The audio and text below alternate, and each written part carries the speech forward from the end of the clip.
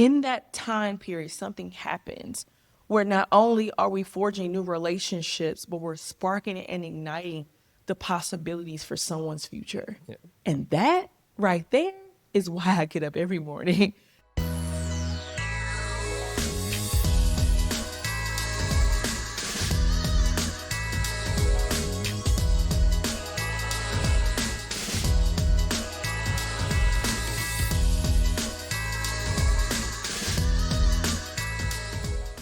What's up, everybody? We are back for not just another episode of the Outreach podcast. This is a very special episode, significantly special because I have my better half that is joining us today.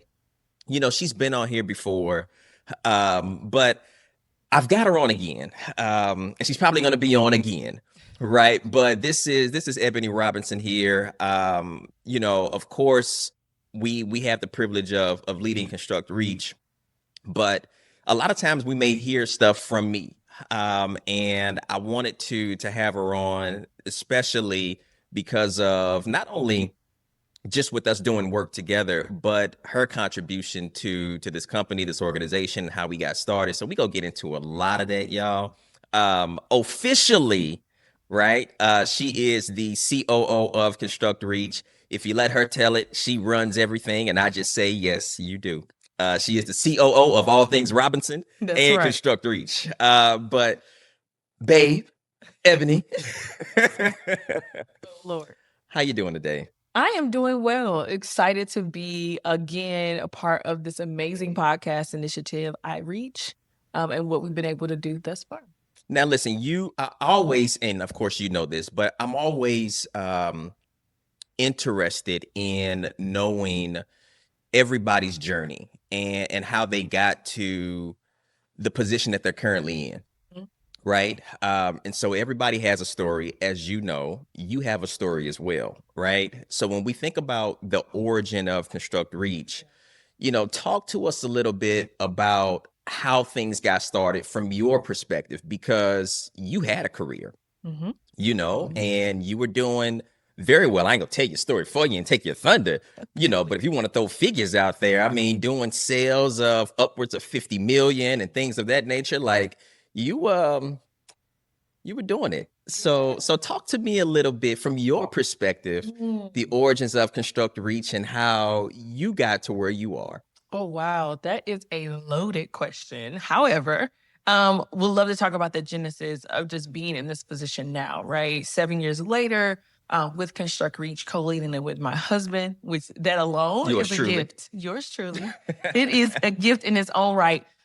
Really, you know, when you think about my whole entire career journey in sales and business development, that's what it yielded, right, from a result standpoint. But I think when I reflect back on where we are now, I think the ability to cultivate relationships, to nurture client relationships, to build a client list, to execute whether it is sales performance, whether it is meeting certain criteria and metrics within given territories and or emerging markets, being successful in that has allowed me to take aspects of what we want to do at ConstructReach really to grow and allow that to thrive.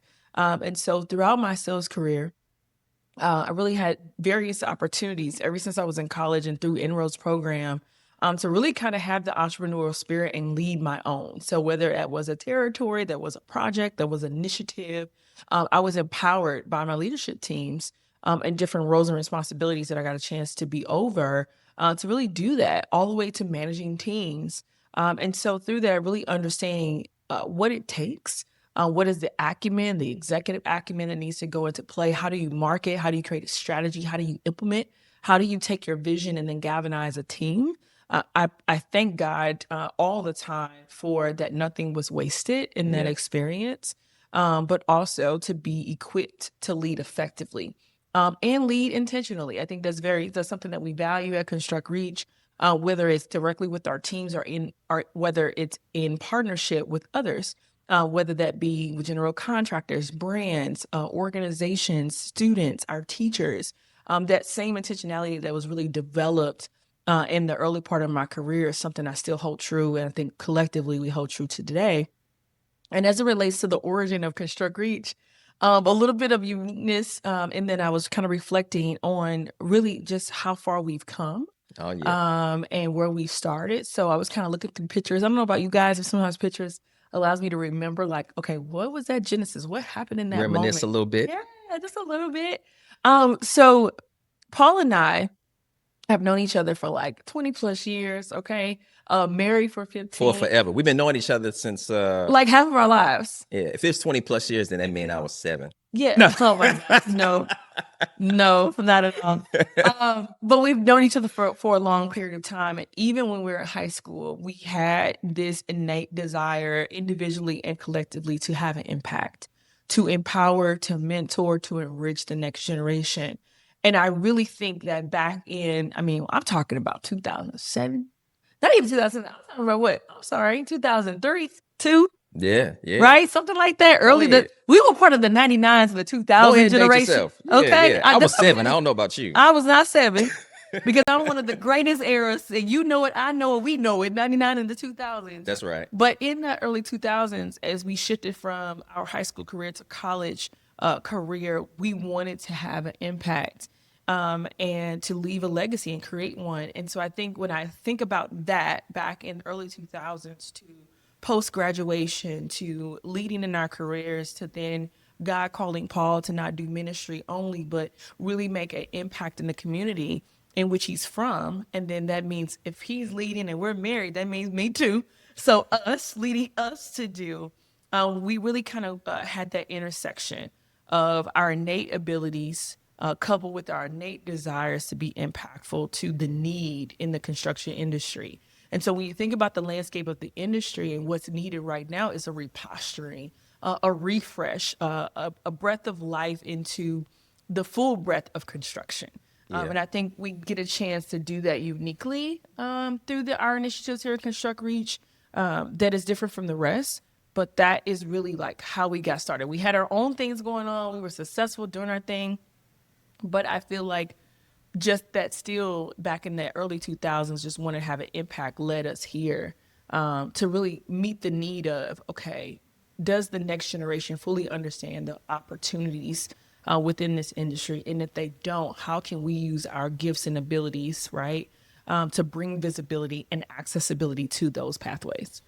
You said it beautifully, but you know, when we think about kind of the early stages of everything, you know, like we're not just doing ConstructReach together. I mean, we do life together. I forgot about the in between. You Right. know, we've done everything Yes. together as a unit. And it's not just about doing work. I mean, it's purposeful. Yeah.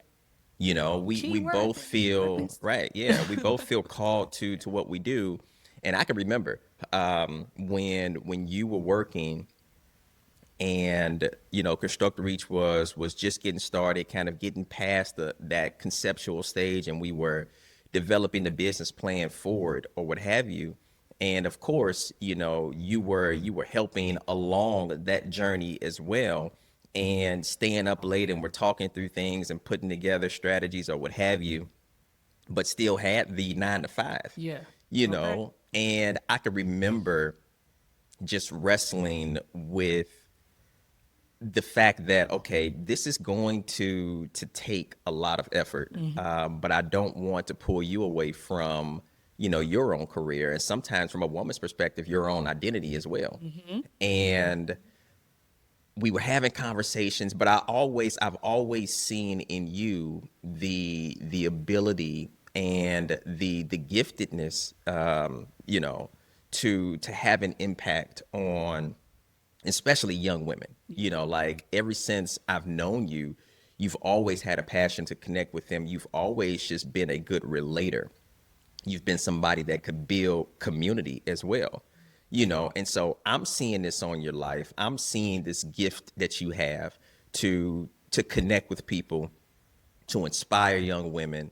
When we think about the construction industry and that being a need to have more female representation, you know, for me, I was thinking like, oh my gosh, this is not just a calling for me, but it is for us. And I can remember I said, you know, I can't do this alone. And I didn't want to bring you on or have you do this with me full time just because you were my wife, but it was also because I didn't feel like we could accomplish what we've been able to accomplish without your skill set and without your gifting and without what I felt like you operating in your true gift and purpose, you know, and being able to bring that component, the sales component, the connecting component, the inspirational component, that business acumen, you know, alongside what I was bringing to the table. Yeah. You know, and I think that's important because people always, you know, you don't get a chance to get these questions. Right. But you know, we're always in conversations, and of course, it's a combination of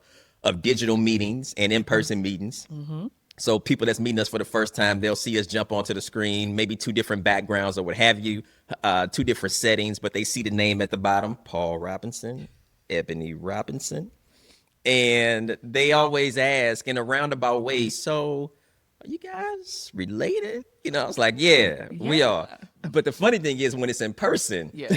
It's like they these try to conversations. pull me to the side and be like, so is that your wife or no. are you guys related? You know, Sister? because it seems like there's some kind of connection. It's like, yeah, it is. And then they say, how is that? Yeah. Right. And I let them know. I mean, I love it. You know, like being able to do life together, to work together, to make an impact together, to do something that's bigger than ourselves collectively, but we're operating in our gift and our purpose. And we are inspiring the next generation, or we're bringing the industry and allowing them to have a better connection in their social responsibility efforts and their ability to really lean into community. I mean, I think that that's a beautiful position the guy has us in. Yeah. And so I would rather do this with nobody else than you. So, Well, thank you for that. No, it's good. And I think put a pin in that, right? Making sure that, you know, whether you are married and or you're working with different people to get a vision to life, it's important to have vision alignment and value alignment. And our cherry on the top is that we get a chance to do this together as husband and wife. We've been rocking at this thing for a while now. Like I said, the early 2000s, okay? And in between that, like whatever the things that we were doing on our respective college campuses, to leading small groups and mentoring, even in our young adult ages, like when we were like fresh, you know, green, fresh into our careers, still wanting to pour into the next generation. So thank you for that. It's an honor, right, to do this work with someone that, you know, I get to call Hubs. And I can't call him all his nicknames with everybody. I have to be professional. Mr. Robinson, Paul. This is Paul. You do that every now and then. Yeah, and then you don't even like it. I'm like, I can't find your nickname. It's just strangers. I gotta be professional. Paul. Yeah, but no, working with Paul, aka my husband, aka all things, it's been an awesome pleasure. So when you think about like impact, kind of leadership, legacy, you know, those type of terms, those weighty terms, but those things that you hold very close to your heart. When you think about representation and women, right? Like how does this work that we do with ConstructReach, and then even your position being a leader of this national workforce development consultancy, like how does that tie into being able to inspire the next generation? No, that's a good question. You know, really, quite frankly, I think all of us are innately called to something, right, greater than us, for the benefit of others. And I shout out to all my mentors. You know who you are. Shout out to everyone in my life that has allowed me to be who I am. In addition to my parents, I've had a whole community of women who have poured into me to allow me to really blossom into the woman I am today. But that's really attributes to our desire, my desire to do the same. It's important to have leaders that you can aspire to be. And for me, I got a chance to sit at the feet of a lot of awesome leaders in St. Louis, regionally, nationally, and some dope women as well. And I think within this industry, when you have, you know, you're talking about shy of 12%, 11.4% of the construction industry is represented by women. And then if you even go further and kind of dig into those numbers, you'll kind of discover some things. But from a woman of color, right, representation, that's really slim. But I And know, a leader. and a leader, right? So you think about leadership, you think about women of color, you think about the industry at large. But the cool thing is that we are seeing the momentum, right? We are seeing the momentum to really create space. And I'm loving the fact that if the table is not already set, women are getting together to galvanize, to collaborate, to Yep. create a table that may have not existed into that moment. So shout out to the women leaders that are doing a thing all across the country to make space for one another and also the next generation. But that really speaks to impact and legacy. But sometimes leading is not comfortable. Leading is being in the spaces, but knowing that you belong, that you have value to add in those particular spaces. And I think, again, I have been in male dominated industries my whole entire work career, right? And so, in some part, that has shaped me to have the confidence and the boldness and somewhat of the acumen to be able to pair and work alongside and not feel like there's these huge differences, but to lessen the divide and figure out how to work more collectively and collaboratively together to get the job done. So that's really been my focus.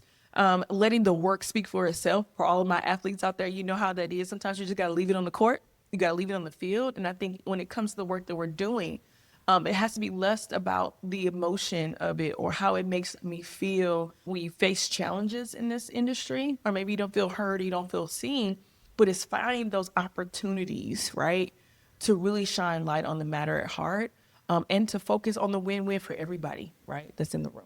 So when, we talk a lot about like our purpose, we talk a lot about our calling It in life or matters. what have you, Yeah. both in marriage and in work. How do you keep that sense of purpose front and center? Well, we talked a little bit about legacy and impact. I'm a mom of three. I'm also an auntie. I'm also a godmother. And so when I think about, or big cousin, when I think about purpose, I am so grateful that I understand what that means. And those of us that are still identifying that, there is a purpose for you. It's just spending time. It's really understanding like what brings you joy, and what comes natural to you. Like you don't even have to do much. It just some of those things that just come natural to you, that usually leads you to where you're supposed to be and how you give back to the world, and how you impact it positively. And so for me, when I think about purpose, I think about my kids and I think about my goddaughters. I think about my niece and my little cousins who are gleaning different things and wisdoms and tidbits and gems that we're dropping through our life experiences. So they may not make the same mistakes, or maybe they'll take a thought and idea and say, oh, I didn't know I could do that. Or they're inspired in a different way than we were. So I try to keep purpose at the forefront because I know how key essential it is to motivate you. So what wakes me up in the morning? What gets me through the tough moments, the uncertainty, the ambiguity of things, or maybe something didn't go right or a conversation didn't go as I planned is the purpose. And for me, in this stage of my life, just celebrating a huge decade, coming into a new decade, I think for me, it's about what do my children conclude, right? So like, how am I, really adding to the lives of my children, Yeah. the lives of the people that I'm around, the lives of those in my community. So for me, purpose is just more than a feel good for me. It's like, what is the impact for other people? And then like, how can I get them to understand how important they are to the world? And so that's kind of like my purpose driven, the fuel that ignites me, but really for my kids, because I want them to know how important it is to not just be about self, that you are created really to bring others along, hopefully, right? To be amazing, to problem solve, to collaborate. Nothing is done in silos. And I think the more I can get people to understand who they're called to be, Yep. whether that's a conversation, inspiration, something that we do within ConstructReach, just that spark. We've seen it. I truly believe that because of my innate desire to see others win, no matter what age you are, right, has truly allowed us to see almost in some respect the fruits of our labor, right? And even when you think about I Built This, the initiative that we do across the country as it relates to purpose to impact, right, to hopefully legacy, of really allowing one moment in time, where you have industry and brand and organizations, and you have students, future employees of the workforce, and educators all in one space. And in that time period, something happens where not only are we forging new relationships, but we're sparking and igniting the possibilities for someone's future. Yeah. And that right there is why I get up every morning. That right there is the purpose that pushes me and propels me to overlook any perceived challenges that this industry may throw at us. Or maybe it's technology, maybe it's proximity, maybe it's just the change of the times, whatever it is, technology, whatever it is.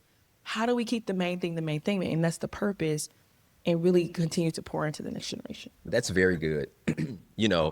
Another thing that, I want to bring up and kind of talk through is the component of like building something with your spouse. Right. That's something that's interesting to a lot of people. For us, it's natural. Yeah. But that is a real thing. So talk to me a little bit about, maybe those folks out there that have thought about doing business with their spouse. How have we been able to kind of build multiple things? Yeah, right. And still building, right? Something to come. Okay. But stay tuned. But talk to me a little bit about like how you've been able to approach the business side of building something together while doing it with your spouse, and being able to have a happy medium of the kind of the professional piece, and the personal side.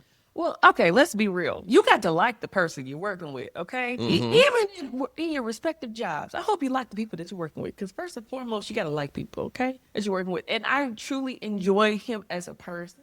Yes. The Lord. Amen, saints. And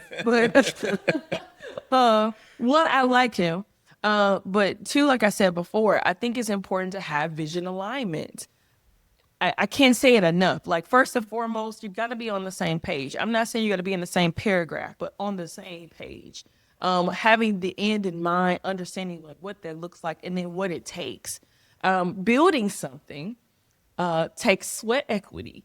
It takes sacrifices. It takes creativity, innovation, sometimes stretching in your gifts and abilities, or trusting and relying on each other, right? Where you end, I begin, part of our wedding vows. It's still at play. I said that. I'm sorry. I said ours. It was his. Where I begin. Yeah, see, come back to the originator. Okay, the originator. Where you end, I begin. There we go. Where I end, he begins. I want to make sure I said it right for the people, quote unquote. Okay. Get it right. Okay, so even that, right? Understanding each other's innate gifts and abilities. Paul could have been like, "Oh, I just want you to help me," and I'm like, "Do I want to help you?" But it was the way in which he approached it, the way that he acknowledged that I wasn't going to be hired as his secretary. Okay, that I wasn't just his Robin, his sidekick. Listen, man, I'm trying to tell you, man. Like, you've got to approach your woman the right way, Right. so that she can see the value that she brings, that she adds, right? Not just hiring her because she's close, right? And it's easier for you, but seriously, on a serious tip, it's being able to really speak to the value that she brings, that she offers, just as you would any other candidate that you would want to fill a particular role or position. Now, of course, some of the language may be a little bit more personal because it's your wife, but being able to really speak to the value that she can bring and that she can add, and then identifying her skill set that's needed. Some of that could be confirmation, some of that could be affirmation. Yep. Right? To be able to speak into her, to let her know that you see her for what she truly is and who she truly is and how gifted she is. And that's how I approach this woman. Okay, you right? better. But I had to, because I didn't want you to feel as if I was asking you to do it out of convenience. Mm-hmm. And I think that's the important thing, right? Is to understand each person's gifts and abilities. Why? Because it's going to come times where you're going to the whiteboard and you're writing out what is the vision going to look like and what is it going to take and what are the areas of opportunity, where are the gaps, how do we feel those? And each person, depending on their, again, acumen, their skill sets and abilities, are going to come in 2 different ways. And then just to be able to make room and space to honor that is important. I think the ways that we are able to kind of keep the 2 worlds separately, we got 3 boys and they keep us as glorified professional Uber drivers. So there are times when we're like, want to talk about work and we want to ironate and we're like, no, we're closed today because it's 7 p.m. And here we are again. And we can't talk about work. Or we're creating space, right, for date nights. We just saw a great movie. It was amazing, but that was just a space and time for us to just be Paul and Ebony, right? Not business leaders today, but married today. And so I believe that, and I, again, grateful for that, that we value the time. Work is work. We've accomplished work today. Now let's pour into one another as husband and wife. And I think it's important, right? Because if we're empty, there's no way we can go out into the world and be who God's called us to be. So it's very important not only is for us to pour into one another, but us individually to have those moments in time where we're like, what do you need to refresh? Do you need to take a step back? How are you recharging, right? Space and time to do that. So we'd be great at what we do. Yeah. And even especially when you're doing work with your spouse, I think it's really important for you to understand who you are as well. And likewise for me, because to be honest, because I've heard it before, working with your spouse can become competitive. And so I think being able to understand, like, no, you're good at that. Quite frankly, you're better than me at that. I'd rather you do that than me. And I don't feel lesser than because I know what I bring to the table. And I think you need to have that perspective and that understanding on both sides. Yeah, no, 100%. But I think that comes, if I was to say it a different way, it would be allowing each other's light to shine. Yep. Right? There's enough space for you to really create that space of honor, right, in each other's gifts and abilities to let the light shine. I'm not competing for light because I know what I have. Yep. And I think you said it before, even that previous statement, is that you got to know who you are. Because the world can create a divide real quick and easy. Oh, yeah. Feel like you're competing for the light. And the good thing is we're so solid in who we are and who we're called to be that a lot of times our light is complementing one another. It's actually shining brighter together versus competing. In some actuality, you have to be really confident in your gifting and ability and sure of self to know that you don't have to compete for that.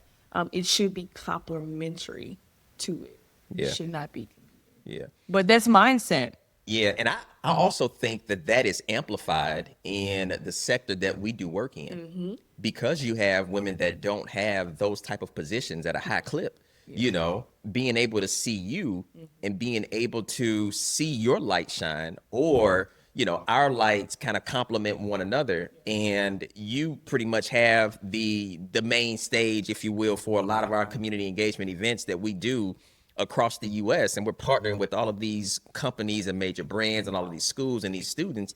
They get a chance to see, right, a Black woman up there leading, has high business acumen, but still really being able to connect with them as well. And so, and a lot of times the one that's bringing all of those people into the rooms, quite frankly, right? I do what I can. So no, I think that's beautiful, to bring that to the forefront because that can be, super inspirational for some other person that you may not even know, you having a type of impact on. So, yeah. Representation matters. But also, please don't compete for the light. Because maybe if you compete, maybe you need to self-check that. So as we look ahead, right, for ConstructReach, we've got some years under our belt now. We've been able to navigate through this year. We're always learning. We're always taking inventory of where we are as a society, how we're able to still add value from a workforce development perspective, understanding the need that's out there. You know, the next handful of years, we're looking at close to 4 million jobs that are going to be open and in need of, and that's actually taking place right now, right? I mean, we started ConstructReach because of the looming workforce crisis that was coming. Now we're in it. You know, and one of the things that I always say is that crisis, although it is unfortunate, what it does is create opportunity. And it's an opportunity for us to apply solutions or come up with solutions that are a little bit more intentional as well. But then it opens you up to new ideas. Sometimes new collaborations. You kind of get outside of the paradigm that you have been working inside of, you know, and you're open to new opportunities and new strategies and new partners. But as you think about ConstructReach and kind of what we've been able to accomplish and things that we kind of have in the works, talk to us about like what's next. Ooh, that is so good. I want to take it back to 2018 when we started and coming off of a college tour at HBCUs on the East Coast and the Southeast region. And what we looked at each other and said was like, wouldn't it be great if more students, more youth and young adults really understood the vast an array of opportunities within industry? Wouldn't it be great to create more accessibility and exposure to that? And so that was then. And so along the last 7 years, what we found is that the industry still is at this pivotal point of understanding the how to engage the next generation, the how to work collaboratively in the spaces in which, in the communities in which they're building for, how to make space for workforce development when you are daily, you know, overseeing scope, scheduling, budget. That plus side of workforce development is so crucial to the sustainability of our industry. If we just stick in or just stay stuck in just managing the day-to-day of scope, schedule, budget, we may lose the pipeline. It's already slim and slim and sheer. It's like, we need to really invest time in that. Even if we tapped into everybody who was interested Exactly. It still in wouldn't be pursuing enough. construction, it wouldn't be enough. Yeah, Like right. there needs to be a galvanization of new people that haven't even considered construction as a career profession. And no, especially when you think about the average age, right, of the construction worker, like in their 40s. When you think about in some of the trades, like the youngest is 28. So when you think about, we're missing a whole, that's 10 years between post-graduation and entering a workforce. We're missing whole generations of talent because we haven't postured the industry consecutively and intentionally enough as a first choice. So I believe full-heartedly that ConstructReach as a workforce development consultancy has the opportunity amidst this crisis, right, to continue to galvanize interest to pour in, to be proactive about what we're getting ready to face in 2031 when it comes to the 4 million jobs and opportunities that's going to be available. I also think that we're at this pivotal moment of really looking at our educational systems. How does that educational system fall into the pipeline of industry? How do we create more accessibility, whether it's our general trades to our 2-year tech programs for universities? How do we ensure that our educators on the secondary level are fully equipped with how to get their students transition in from that secondary to post-secondary experience, whether that's direct entry and or through an additional educational pathway for the industry? Like, we have to start creating more clear defined pathways through education, through exposure. In addition to that, I think we have a dope opportunity to continue to take our initiative, I built this, to regions and states and cities that we haven't done already. We've been able to have 17 I built this across the country. But what about global? What about extended reach, right? Those are the things that I see from a possibility perspective. Why? Because again, we haven't figured it out. And I think as we continue to work more collaboratively as an industry, so all stakeholders I'm talking about, brands, organizations, associations, workforce agencies, schools, and prospective students, and also parents, to even understand and be sure of like, I can be trusting, I can like have now positive thoughts about my child, right, entering the industry, because our parents have influences us sometimes on our career choices. So again, it comes to that education, it comes to that exposure. It comes to galvanizing the industry to look at this differently. To look at workforce as not checking the box, but looking at workforce as, hey, this is our chance. This 2025 and beyond is really the industry's chance to make a new wave.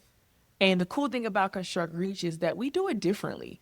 And we do it intentionally. And I feel like every time we do it, I built this, every time we're in the city, every time we're having a new partnership, one of the takeaways is like, man, this was undersold, or man, I didn't know my students had this opportunity, or as a student, they're like, I had no idea. So we're in the same thing over the last 7 years. That means there's more work to be done. Mm-hmm. So there's more work to be done. I cannot wait to partner maybe potentially with you and your organization to do some work in 2026 and beyond. Maybe it's you as a brand or organization looking to have a more social responsibility efforts within the communities that you're serving. Maybe it's you as an educator, just wanting to have more exposure and work-based learning opportunities for your students. Maybe it's you, the future workforce, looking for ways to come into this industry in the various arrays, right, that you can, whether direct entry or finding the right school or finding the right program that's a fit for you. We want to meet everybody where you are, right? So that's why I feel like the future of ConstructReach has the ability, again, to kind of be at that intersection, to continue to be that facilitator, to be virtual opportunities to construction. That's very good. No, thanks for that, and just being able to speak about kind of what you see as being the next steps for ConstructReach, and of course our position in the marketplace as that facilitator, but also as an out-of-the-box consultancy, right? Where we are working on both sides of the fence, which is different, yeah, right? Yeah. It's not just we're not just dedicated to one aspect, because what we have learned also over the last 7 years, it's not this magic wand. It's not one piece. All of the different pieces, right, really impact the whole thing. Again, what is the whole thing? That's the pipeline, the talent pipeline. How do we intersect that at every point? Education to industry. How do we do that? And I think the benefit that we've seen there too is that when we're going into new markets or we're forging new relationships, we are able to allow that to still go forth. Yep. Right after those introductions are made, so that whoever comes behind, they get the same resources and accessibility. And I think that's dope, because both sides need it, right? We need to bridge that gap more than ever. Again, that's another thing for 2025 and beyond, is really bridging that gap between industry and education. Well said. Well, since we are coming down to the end, we go end. I know. I got to bring you back if you'll come.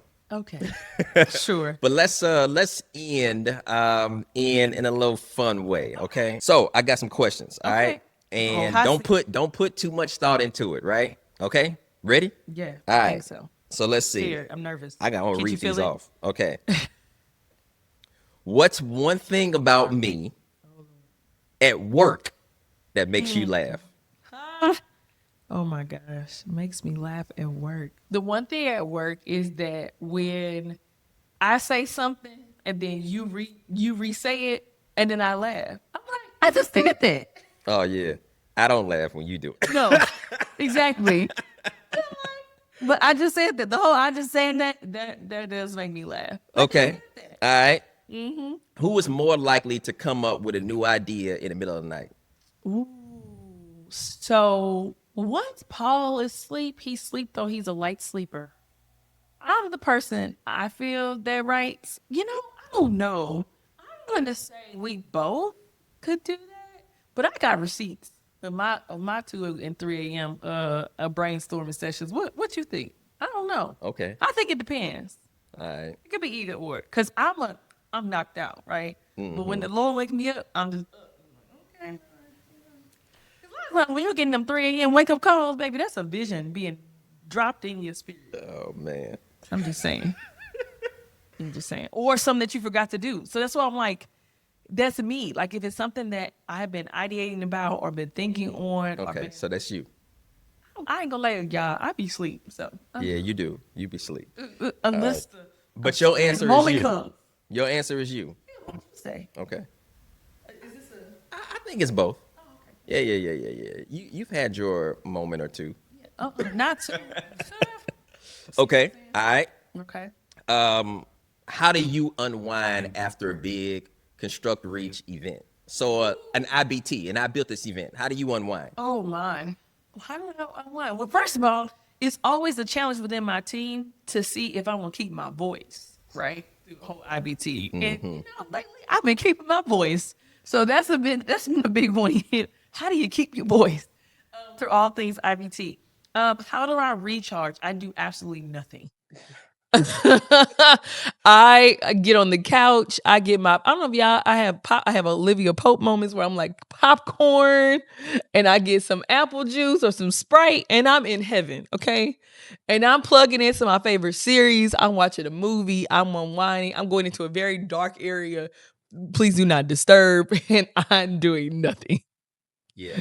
Like nothing. Like I want to be off. Yeah. But I think the team would agree with this. Immediately after. Oh, oh no. Okay. So yeah, you're right. So that's at home. Okay. So I'm still with my team immediately after. Okay. Let's walk people through it. Okay.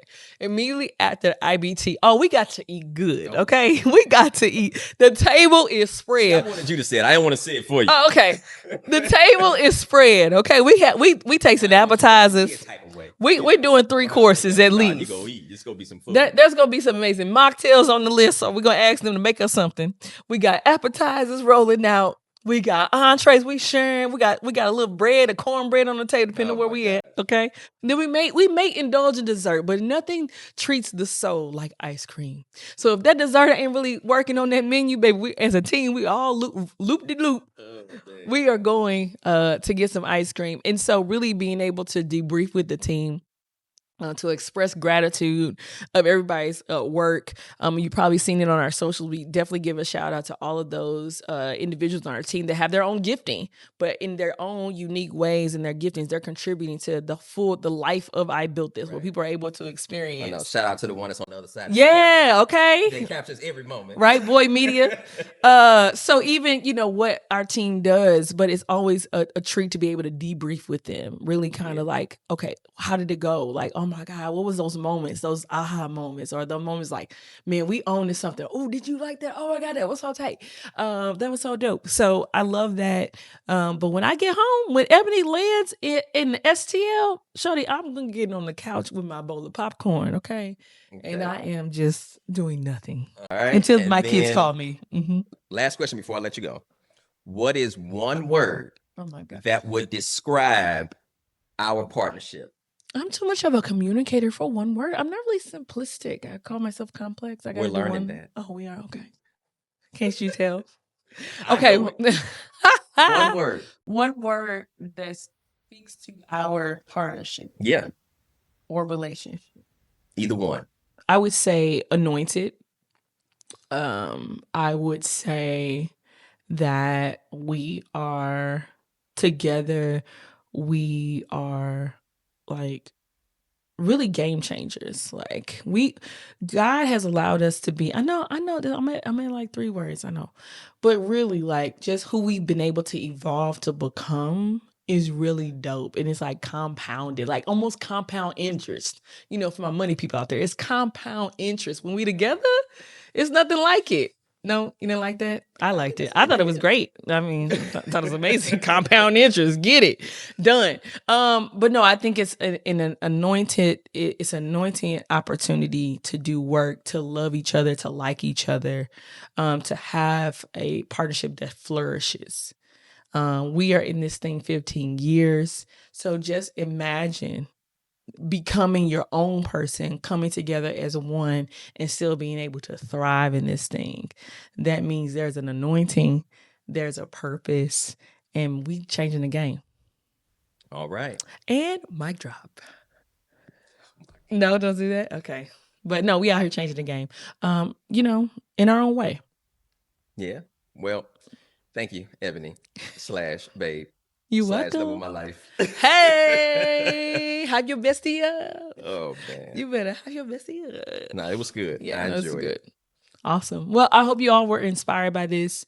And for the next generation, hey, you can do the same thing. All right. Well, that is a wrap for today's episode. I hope you appreciated that. Got a chance to lean into, a little bit of the behind the scenes with iReach and ConstructReach, but still being able to talk about the importance of workforce development, the work that we do, and the impact that we are seeking to make. Thank you for tuning in. All right. We'll see you next time. Peace.